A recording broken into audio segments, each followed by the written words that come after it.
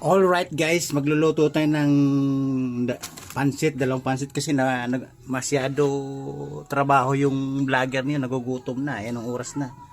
Mga alas 4 na yata ng hapon.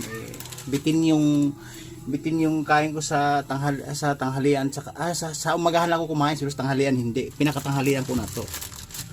Alright. Visible lamang kasi lutuin to kasi tubig lang eh. Tapos kunting wasi-wasi, maluluto na. Tapos halo-halo, mix, mikos, di ba? Oh my goodness. Hirap pag walang helper. Sabagay may ulam naman ako dito, ayun oh. Siyempre yummy. Sabi ko nga sa inyo guys, kahit papaano, makakain ka ng masarap, di ba? Hindi mo na kailangan mangutang, hindi mo na kailangan pumunta kung saan, at least mayroong dudukutin na may makakain. Mayroong ika nga Dukot Fernando, mayroon agad, Potok 45, Bira, kaboom!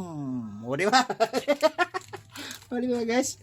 Alright, hintayin natin kumulo. Yun yung sinasabi kong madaling lutuin,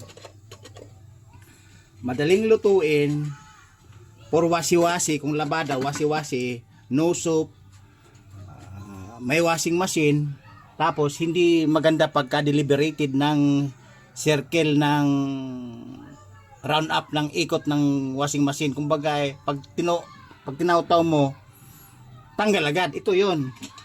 Sa pamagitan ng pagluto, tubig, apoy, wala nang asin-asin kasi may timplado na yung pancit canton na yun eh.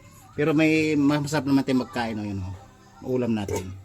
Alright, hintayin natin maluto. Okay?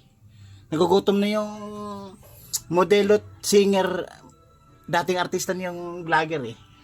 Alright, ngayon ko lang masubukan din na kakain tayo ng nasabing mukbang. Okay, hintayin natin maluto. Siguro mga 3 minutes, ayan, kumukulo-kulo na guys, mga 3 minutes makakain na tayo.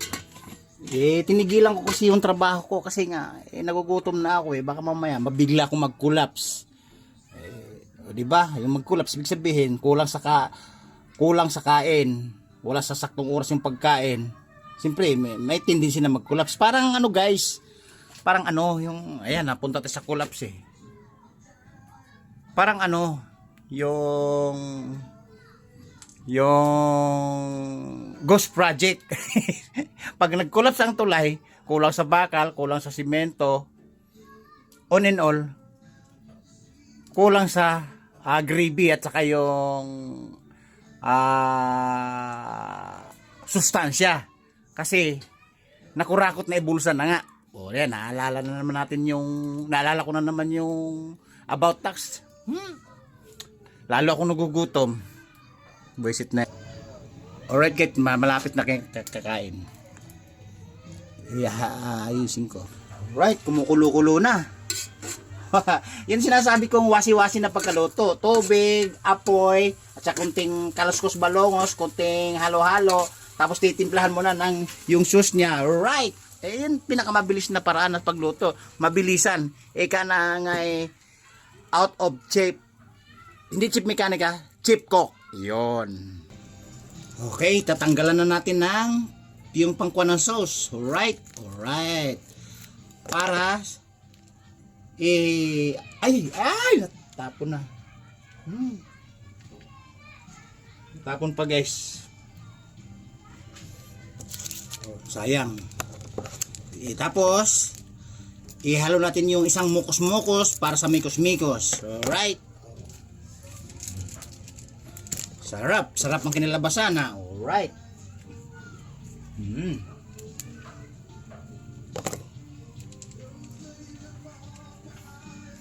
Wala kasi maghahawak ng camera eh. Solo flight. Kaya di maayan. Yan. Alright guys, ito na yung mikos-mikos. Ito na, mikos-mikos.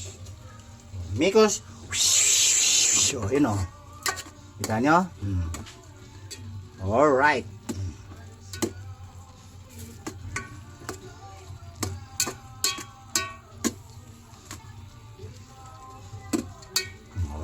Okay. luto na. Oh, ayan, natapon guys, ano, di ba? Yung sauce natapon. Tapos, may jambling jambalaya naman dito panghalo, pangatas sa pagkain. Ayun, oh. Jambling jambalaya. Right? New code name of food. Alright.